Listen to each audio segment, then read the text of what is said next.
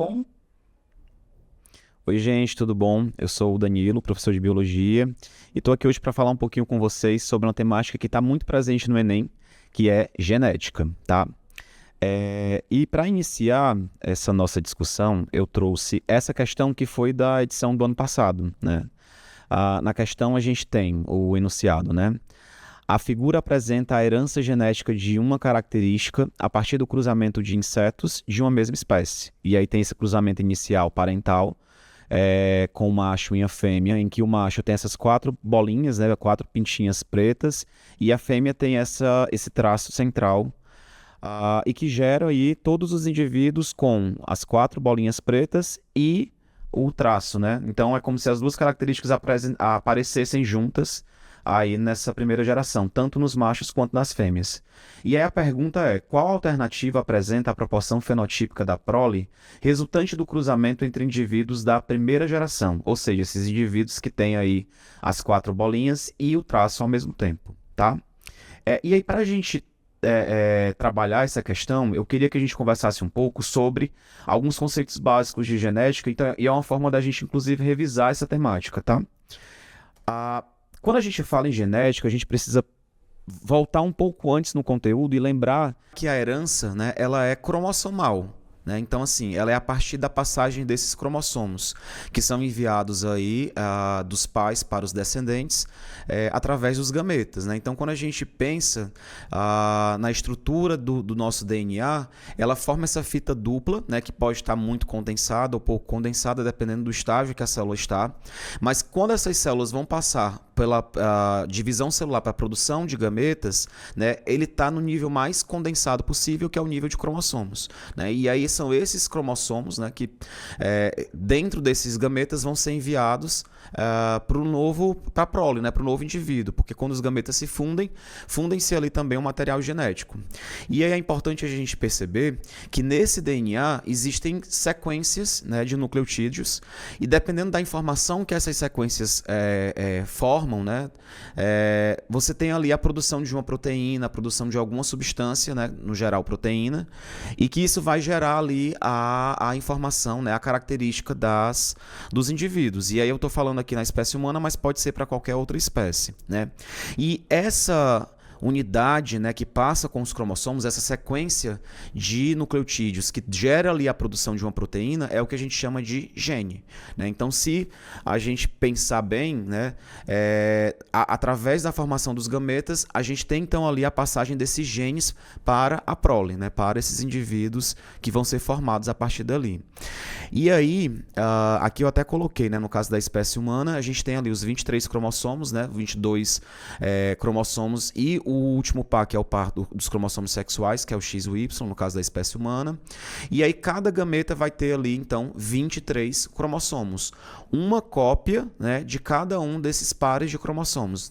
Nós temos, no total, 46, mas a gente recebe 23 do pai, através do espermatozoide, e recebe 23 da mãe, através do óvulo. Tá? Então, isso é importante porque a partir daqui a gente entende que a gente tem essa mistura de informação, porque tem 23 que estão vindo dos nossos pais com genes e 23 que estão vindo das nossas mães, da nossa mãe com genes também. E aí, quando a gente olha para esses cromossomos, quando a gente olha para esse par de cromossomos que veio um do pai e um da mãe, eles vão apresentar constituições muito semelhantes, Então, eles vão apresentar genes semelhantes. No caso, aqui, por exemplo, nesse slide, a gente tem aí um cromossomo, digamos que é o cromossomo 13, tá? E se vocês olharem, tanto num quanto no outro, você tem a informação para a cor do olho, você tem a informação para o tipo sanguíneo, você tem a informação para a cor do cabelo, você tem a informação para a altura, Então, você recebe essas informações tanto do pai quanto da mãe, Então, aí a gente fala que o local em que essa informação está dentro do cromossomo, a gente chama de locus, tá? Então, o locus gênico é exatamente esse local específico da fita de DNA, onde a gente vai encontrar a informação genética para a produção dessa proteína, desse gene. E aí, quando a gente tem dois cromossomos que apresentam os mesmos loci, né, que é o plural de locus, a gente fala que esses cromossomos são homólogos, tá? E aí, nesses cromossomos homólogos, você vai ter as informações, né, para produção da característica, né? E aí é importante a gente ter em mente que não é porque eles são homólogos que eles vão ter, né, os mesmos loci, que eles vão ter a mesma informação, tá? Então, eu posso ter, por exemplo, um cromossomo que veio do meu pai com a informação para a cor do olho verde e o cromossomo homólogo dele que veio da minha mãe com a informação para a cor do olho preto, né?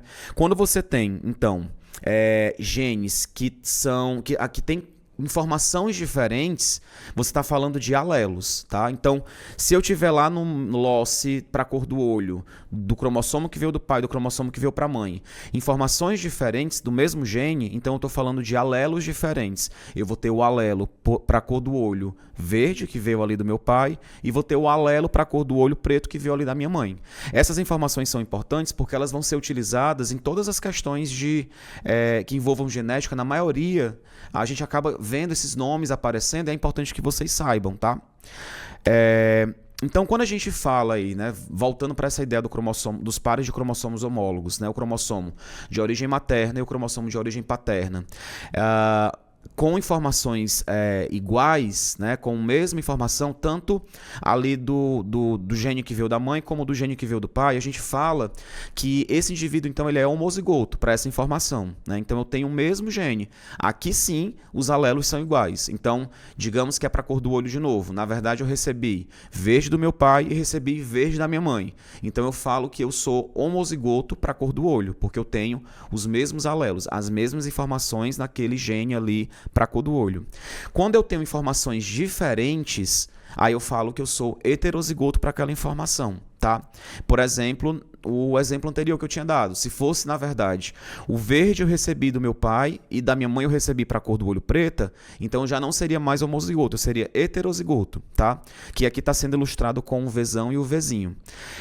E aí, quando a gente fala também em homozigose, né, em ser homozigoto, é importante ter em mente que esse homozigoto ele pode ser de alelos dominantes ou de alelos recessivos. E aí vocês vão já entender um pouquinho mais para frente, quem não lembra, né, um pouquinho mais sobre isso, a gente vai já dar uma olhadinha, tá?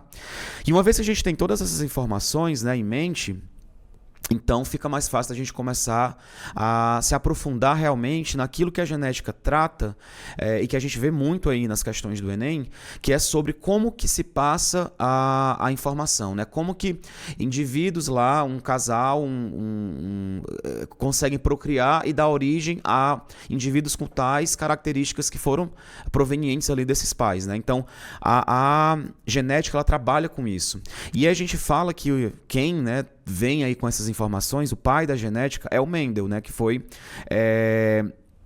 que desenvolveu vários estudos, né, no mosteiro, né, ele era um monge, e principalmente com a ervilha, né, ele escolheu ali a ervilha, né, essa espécie de leguminosa que tem, ele cultivava vários indivíduos e começou a fazer testes de cruzamento entre elas, né, e é importante a gente ter em mente que depois que ele escolheu, né, a ervilha como sendo essa espécie para trabalhar, ele começou a fazer vários cruzamentos, mas ele tinha em mente que para cruzar entre si, ele tinha que saber quais eram os indivíduos que eram puros, e aí é importante que vocês entendam que quando ele fala em ser puro, é exatamente um homozigoto.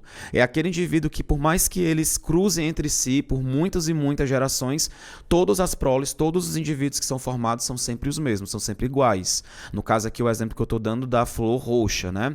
Ele é uma população pura, né, de indivíduos puros, é aquela em que não importa o número de cruzamentos, sempre vão dar flores roxas, flores lilazes. E ele tinha que reconhecer quais eram as populações que eram híbridas, que aí já é diferente. Na população híbrida, você tem os indivíduos cruzando entre si e eles vão ter descendentes com características diferentes dos parentais, né? Por exemplo, aqui, você tem ali indivíduos com flores lilazes, mas no meio dessa prole que está sendo formada, você tem um indivíduo que surge com uma característica que não está nos parentais, no caso, a flor branca. Além disso, é importante também frisar que para esse teste inicial feito pelo Mendel, ele escolheu características que tinham apenas duas possibilidades, né? dois estados de caráter, por exemplo, que é a cor da flor, ou lilás ou branca, a cor da semente, ou amarela ou verde, a textura da semente, ou lisa ou rugosa, enfim. Então ele usou essas características e começou a fazer vários testes. E conforme ele ia cruzando, né, ele ia percebendo que existia ali um padrão que se repetia.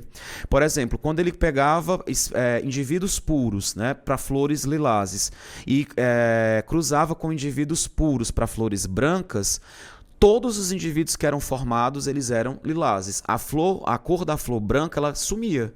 Ela não aparecia mais na prole, né, a partir desse cruzamento.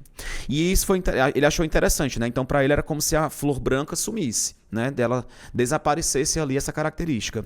Só que quando ele pegava os indivíduos aí dessa prole, que é da geração F1 aqui na imagem, e cruzava elas entre si, a cor branca voltava.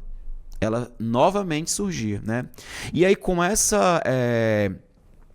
essas informações, ele começou então a perceber que isso acontecia também com outras características. Mesma coisa acontecia para a cor da semente, né? A semente ali, ela sumia, uma das cores, uma das características sumia na primeira prole, que era formada ali a partir dos parentais puros, mas depois, quando cruzava entre si os indivíduos dessa prole, né? A cor que tinha sumido voltava. E sempre numa proporção de 3:1, né? Sempre tinha, por exemplo, 3 flores roxas para uma flor branca, 3 sementes amarelas para uma semente verde, 3 sementes redondas para uma semente enrugada, né? Então, a partir daí ele foi percebendo que tem algum padrão aqui que a gente consegue entender, que consegue ajudar a gente a entender como é que se dá essa passagem de informação hereditária, né? E para isso ele usou a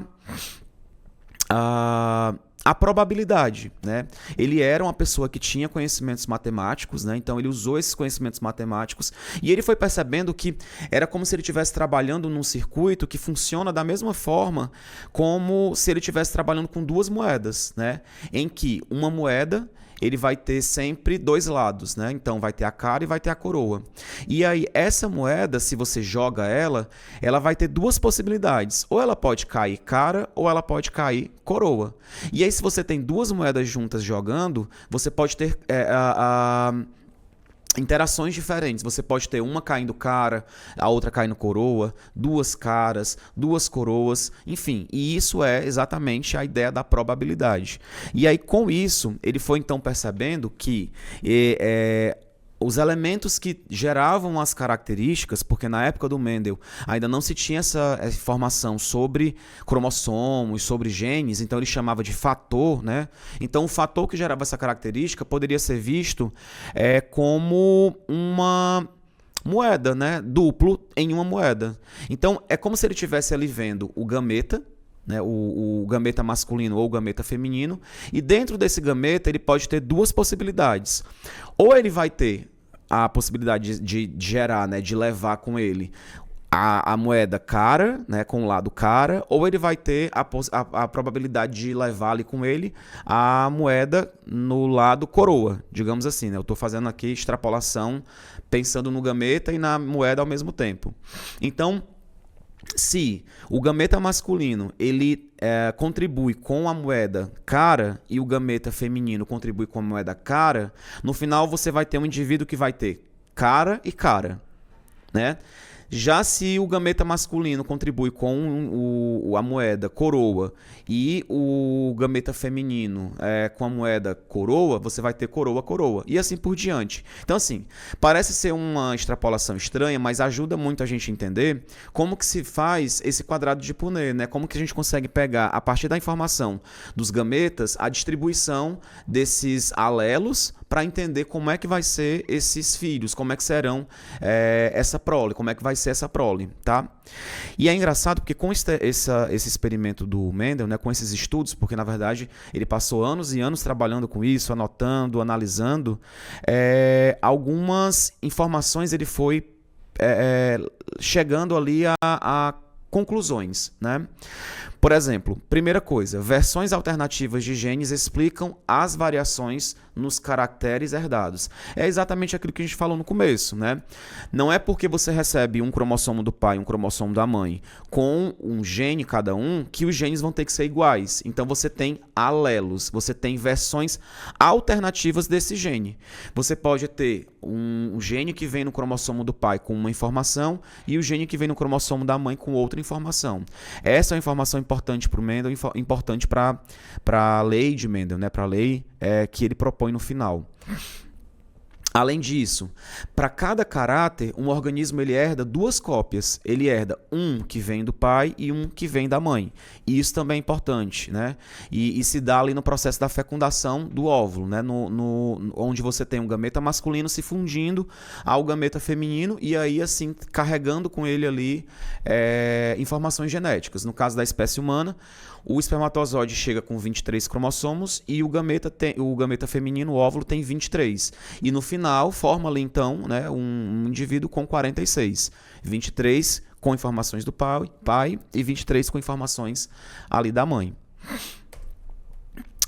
Além disso, né, se dois alelos são diferentes, né, em um locus, né, então vamos lá, a gente tem ali um indivíduo que ele tem o par de cromossomos homólogos, um que veio da mãe e um que veio do pai, né? E os alelos para aquela informação cor do olho são diferentes, né? Para o Mendel, né, para essa primeira lei dele, um vai ter que dominar em relação ao outro. Então, se estão aparecendo alelos diferentes, se é um indivíduo heterozigoto, ele vai ter que apresentar a característica apenas de um dos alelos, né? Que aí é o que a gente chama de dominância, como a gente já falou também aqui no começo. Então, você precisa ter ali um dominando sobre o outro. Então, por exemplo, aqui no híbrido que eu tenho, a flores lilazes, mas de um indivíduo híbrido, né, que tem ali o gene da cor lilás e o gene da cor branca, mesmo assim a flor ela é lilás, então o branco some. O branco só está aparecendo aqui quando ele é homozigoto, tá? E, além disso, né, os dois alelos para um caráter herdável, eles vão se separar, eles vão se segregar de forma ali na formação dos gametas. Então, quando a gente pensa também na produção dos gametas, a gente tem que lembrar que eu tenho, né, nas minhas células 46 cromossomos, 23 pares. Então, eu tenho um representante de cada par de cromossomos dentro das minhas células. Um que veio da minha mãe e um que veio do meu pai. Quando eu vou produzir os meus gametas, esses cromossomos homólogos eles vão se separar de novo. E aí eu só vou mandar para o meu gameta uma cópia de cada um desses cromossomos. E assim a gente tem aí a primeira lei de Mendel, que é a lei da segregação, né? Que é exatamente, inclui aí todas essas informações de que tem a segregação desses cromossomos na formação dos gametas e que quando esses gametas se fundem, eles levam com eles, né, trazem aí com eles informação do pai e da mãe e que quando eles estão, esses alelos iguais numa célula, eles vão... um vai dominar sobre o outro, tá? E aí é por isso que quando a gente vê, por exemplo, um cruzamento, como aqui, né? Nesse caso da ervilha, né? Da cor da ervilha. E aí eu tenho indivíduos puros, né? Vzinho, Vzinho e Vzão, Vzão cruzando. Eu só tenho uma possibilidade de indivíduos que vão ser formados ali. Todos vão receber um gameta, um cromossomo, né? Com o alelo Vzinho do pai e vão receber um alelo Vzão da mãe, porque é a única possibilidade que eles vão ter aqui de contribuição. Aquele que tem a semente verde só vai poder contribuir com o Vzinho. Ela não pode contribuir com o Vzão porque ela não tem Vzão. E aquele que tem a semente amarela, né, que é Vzão, Vzão, só vai poder contribuir com o Vzão. Então, obrigatoriamente, os indivíduos vão ter que ser Vzão, Vzinho. 100% Vzão, Vzinho. Já quando eu pego ali, né, os indivíduos que são heterozigotos, né, lembrando, eles são heterozigotos, tem tanto o alelo que dá a cor verde como tem o alelo que dá a cor amarela. Só que o amarelo, ele é dominante sobre o verde. Então, mesmo ele sendo amarelo, ele vai ter ali o alelo Vzão e Vzinho. mas o Vzão está dominando. Então, se eu pego dois indivíduos, Vzão, Vzinho, e cruzo entre si esses dois indivíduos, olha só as possibilidades que tem, né? O gameta formado ali os gametas formados a partir ali do indivíduo Vzão, Vzinho, eles podem levar o alelo Vzão ou o alelo Vzinho. E aí no quadrado de Punnett que eu desenhei aqui para vocês vão ver que tanto o indivíduo macho como o indivíduo fêmea vão poder contribuir com essas duas possibilidades, Vzão ou Vzinho. E aí, usando ali a probabilidade, se você tem Vzão juntando com Vzão, vai dar um indivíduo Vzão, Vzão. Se você tem Vzão juntando com Vzinho, vai dar um indivíduo Vzão, Vzinho. Só que esse Vzão ele pode vir tanto da mãe quanto do pai, e o Vzinho tanto da mãe quanto do pai. Então você tem duas possibilidades aí dentro desse universo de 4 possibilidades de receber Vzão, Vzinho. Vzão vindo da mãe e o Vzinho vindo do pai, ou Vzão vindo do pai e o Vzinho vindo da mãe. Então, eu tenho ali, ó, dentro de um universo de 4 possibilidades, 2. Já Vzinho, Vzinho, eu só tenho uma possibilidade, né? Então, eu tenho ali uma possibilidade de receber um Vzinho do pai e um Vzinho da mãe. E aí é interessante aqui porque quando a gente fala dessa probabilidade de 1 para 2 para 1, ela fica diferente daquela probabilidade que o Mendel encontrou, que era de 3 para 1. Por que é diferente a probabilidade aqui, né? Porque aqui eu estou falando do genótipo. E o genótipo é o quê? São o conjunto de genes que esse indivíduo tem. Então, quando eu falo probabilidade de 1 para 2 para 1, é porque é 1 de ser homozigoto dominante, para 2 heterozigoto, para 1 dominante recessivo. Aquela probabilidade de 3 para 1 que o Mendel encontrou foi a probabilidade fenotípica, né? E aí a gente tem que diferenciar o que é o genótipo do fenótipo. O fenótipo é aquilo que eu vejo, né? É aquela característica que a gente consegue ali enxergar, enquanto que o genótipo é a característica do gene específico. São os conjuntos de genes. Então, quando a gente para olhar aqui, está seguindo o mesmo padrão. Por quê? Porque quando eu tenho, né, um indivíduo Vzão, Vzão, ele vai ser amarelo, porque enfim ele só tem essa possibilidade. E quando eu tenho Vzão, Vzinho, lembrem-se da dominância. O Vzão ele vai dominar sobre o Vzinho, então o indivíduo vai ser amarelo também. Então a probabilidade, a proporção fenotípica aqui continua sendo 3 para 1. 3 indivíduos amarelos, e aí eu tenho um homozigoto dominante, para 2 heterozigotos, para né, ali um indivíduo com sementes verdes. Então, a proporção 3 para 1 continua, né? Que é o mesmo caso daqui, ó. Então, aqui eu tenho, diferenciando bem claro para vocês, o que é o fenótipo e o que é o genótipo, né? Aqui no caso das flores, né, das flores lilás, roxas e, enfim, brancas, eu tenho lá a probabilidade, a proporção genotípica Pzão, Pzão, homozigoto, Pzão, Pzinho, heterozigoto, também de 2 para 1, 2 quartos, né? 1 de homozigoto, 2 de heterozigoto e 1 homozigoto recessivo. Quando a gente vê o fenótipo, mesma coisa. Eu tenho 3 possibilidades de serem indivíduos com flores roxas, porque 1 vai ser homozigoto dominante e 2 serão heterozigotos, e tenho uma proporção de 1 para ser branco, né, que é o recessivo, tá? Então vejam que aqui a gente tem aí consegue trabalhar também essa diferença e consegue dar aquela revisada no que é o fenótipo e o que é o genótipo. Beleza, né? É interessante a gente pensar que o Mendel ele não ficou preso apenas na primeira lei dele. Ele foi fazendo testes levando em consideração mais de uma característica também, certo? E aí o que vai diferenciar, né? Aqui, quando a gente fala em primeira lei de Mendel, ela sempre vai lidar apenas com um único gene. Ou seja, um gene com uma única característica. Eu vou falar da cor da flor da semente, vou falar da cor da flor, da cor da semente, a textura da semente, e aí com 2 possibilidades. Quando vai para a segunda lei de Mendel, não, ele já mistura. Ele já começa a trabalhar com mais de um gene, ou seja, com mais de uma característica. Então você já vai ter ali, nas questões que trabalham segunda lei de Mendel, um indivíduo com a cor verde para a semente, com a textura lisa e um legume alado, né? Então eu estou falando ali de 3 genes diferentes diferentes, trabalhando na mesma questão, tá? Mas aqui a gente vai se ater nessa aula de hoje só com a primeira lei de Mendel. E aí, de novo, né? A proporção genotípica sempre vai ser 1:2:1 e a proporção fenotípica 3:1. Tá? Diferente também lá da segunda lei de Mendel, que depois vocês podem dar também aí uma revisada para ver como é que se dá essas proporções lá na segunda lei de Mendel.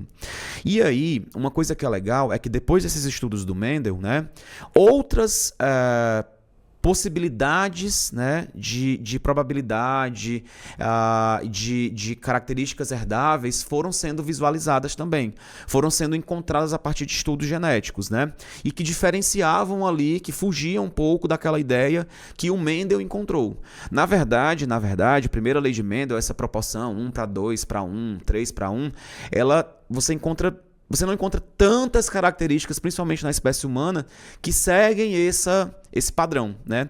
É mais fácil você encontrar de outros padrões de herdabilidade, né? E aí, por exemplo, quando a gente fala da primeira lei de Mendel, a gente vai falar da dominância completa.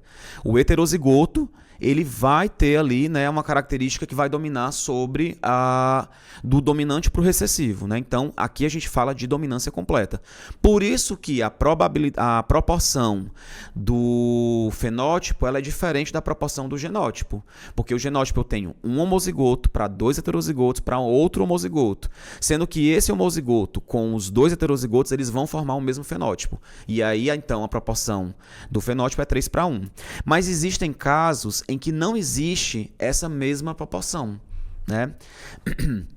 Existem casos em que o dominante, né, o homozigoto dominante, o heterozigoto e o homozigoto recessivo vão ter fenótipos completamente diferentes. E é o caso aqui da ausência de dominância ou da dominância incompleta, né?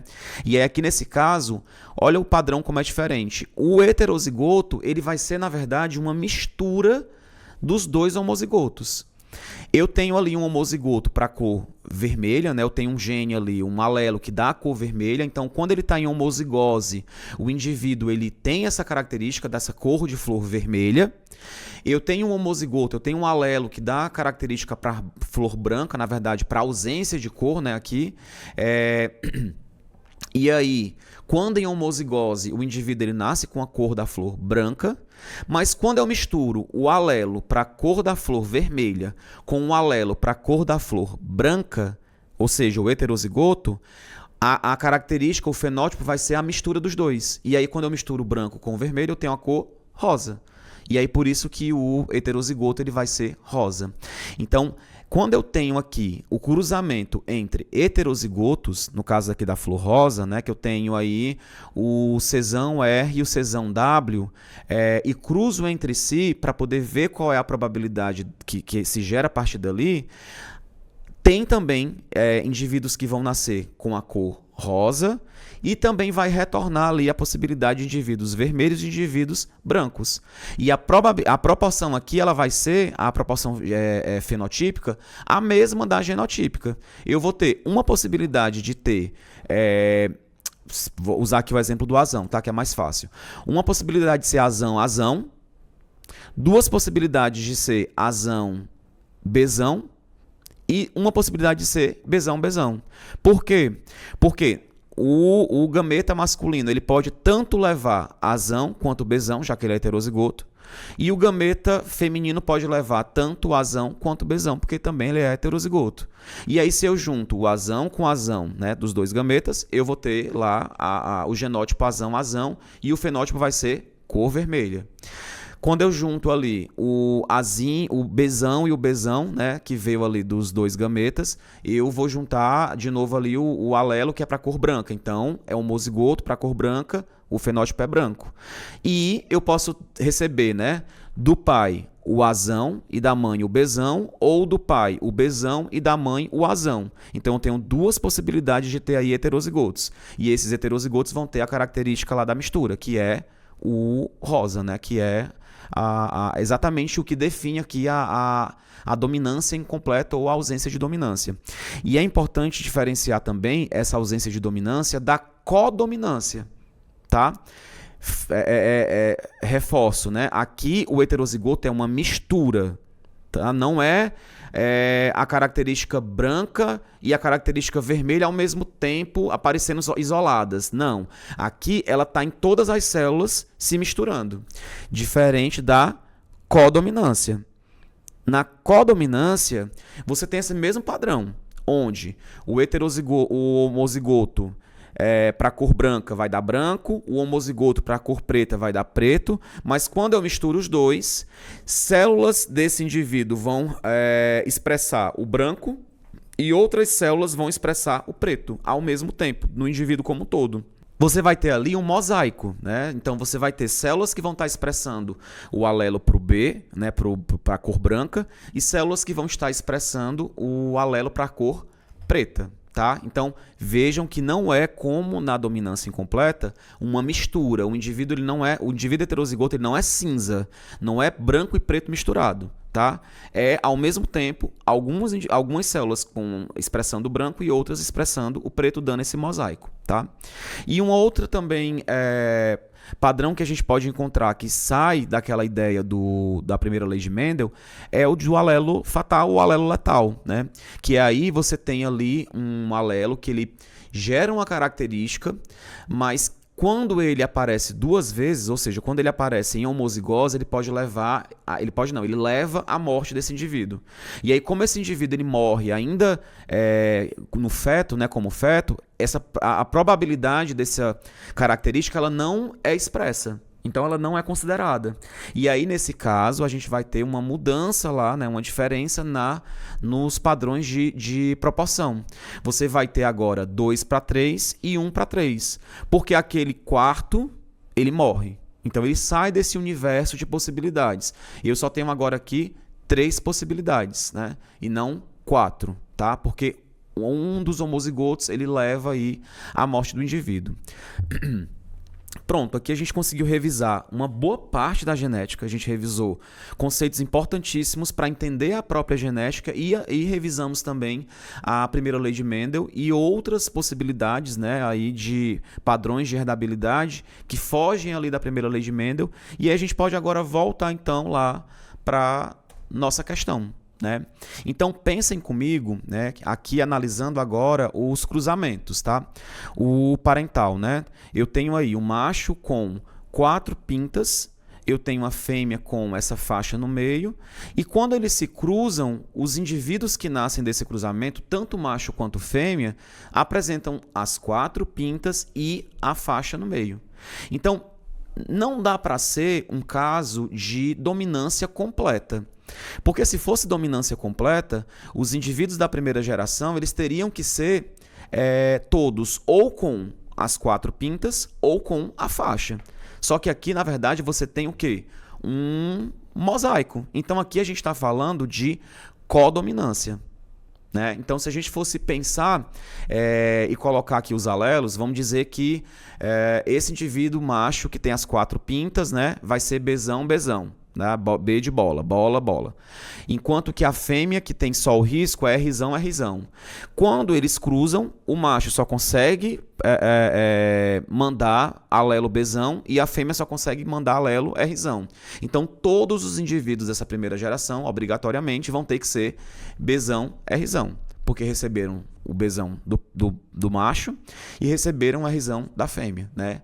E aí é um caso de codominância, então, tanto o Bzão quanto o Rzão estão se expressando ao mesmo tempo, certo? E aí, se a gente for então fazer agora o cruzamento desses indivíduos que são Bzão, Rzão, né? Colocando aqui nesse quadrado, a gente tem o indivíduo macho ali contribuindo com Bzão, Rzão e o indivíduo fêmea contribuindo com Bzão, Rzão. Então, eu tenho a probabilidade, né, de 1/4 ser Bzão, Bzão. E aí, lembrando, se é Bzão, Bzão, ele só tem o quê? As 4 bolas. Eu tenho a probabilidade de 1/4 dos indivíduos serem Rzão, Rzão, ou seja, terem apenas o traço. E tenho a probabilidade de 2/4, né, 2 desse universo de 4, de receberem aí o Bzão e o Rzão. Porque recebe ou o Bzão do macho ou o Bzão da fêmea e o Rzão do macho ou da fêmea. Então, 2/4. E aí, nesse caso, olhando aqui para os itens, né, no item A, né, todos vão nascer só com as bolinhas, né, só com bolinha, bolinha? Não, a gente já viu que não é isso que acontece. Todos vão nascer apenas com tracinho? Não, a gente também já viu que não é isso que acontece. Todos vão nascer com as bolinhas e o tracinho? Também não. A gente viu que vai aparecer aí indivíduos só com bolinha, vai aparecer indivíduos só com a faixa, né, com traço, e vai aparecer indivíduos com as bolas e com os traços. Na D, né, ele coloca 2 indivíduos com as bolas e 2 indivíduos com os traços? Também não. Então só pode ser realmente o item E, que é o item que fala, né, que mostra aí exatamente isso que a gente encontrou. Uma possibilidade de ser com as 4 bolas, né, Bzão, Bzão. Uma possibilidade de ser com o traço, né, com o risco, Rzão, Rzão. E 2 possibilidades de serem com as bolas, né, com o bolinha, bolinha e o risco também no meio. Né? Então, assim, essa foi a questão que eu trouxe para vocês, né, com uma forma da gente revisar aí alguns conceitos básicos de genética. Genética é um assunto que sempre tá sempre presente nas questões do Enem, então não deixem de dar uma revisada. Usem as questões anteriores, não apenas para revisar aquele tema, mas para ampliar um pouco a revisão, como eu fiz aqui com vocês. Peguei uma questão de codominância, mas a gente conseguiu revisar o conceito de cromossomos, conseguimos revisar o conceito de alelo, o conceito de gene, entendemos um pouco mais aí, né? Revisamos um pouco a primeira lei de Mendel e também essas outras possibilidades de herdabilidade, como codominância, alelos letais. Então, assim, façam isso, aproveitem esse mês de julho, deem essa revisada, tá? E é isso.